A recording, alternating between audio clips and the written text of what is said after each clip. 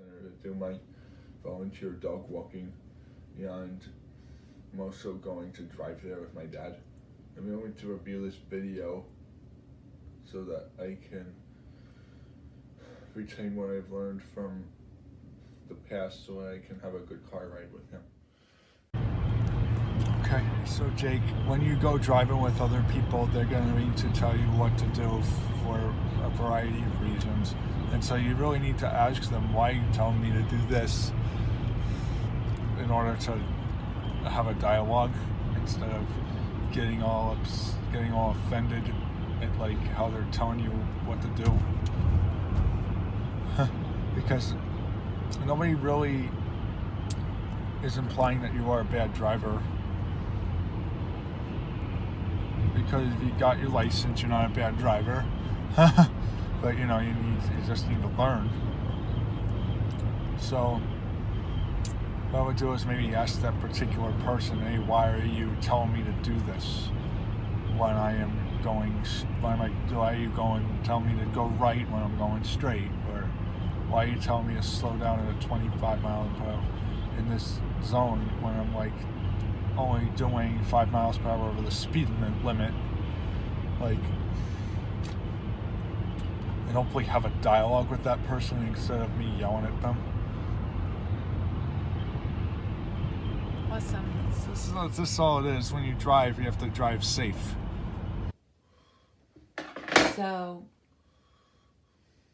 does that help you prepare? Yes. Get in the right state of mind? Uh-huh. So how does that help you? Knowing that people are going to do that. Okay. And then what you're going to remain calm? Like, it's going to help you remain calm? Like, what is it going to do for you? Help me remain calm and help me become curious as to why they're doing it. Okay, so you want to come back later and tell me how it goes? Yeah. So what are you going to Like do? I will say, why are you telling me to drive? Why are you telling me it's 25 here when the sign says 25 when children are present? Because when I drive through Summit, there's like a section where like you pass by this school and it says speed limit 25 when children are present. And what is the speed limit otherwise? Like 35. Speed limit is like otherwise is 35. So is that where you guys get in an argument? No. Oh. So what are you going to do if he tells you to slow down? Just slow down. All right, so you're just going to slow down. And then maybe it's good to do the discussion after. After what? The car ride. After the car ride. I don't know. Like, I don't want you to start fighting during the car ride. Okay.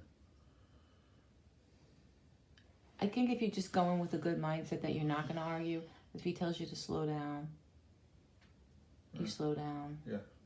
And that maybe you should tell him before you start driving, look, we're going to drive. I don't want to argue. I'm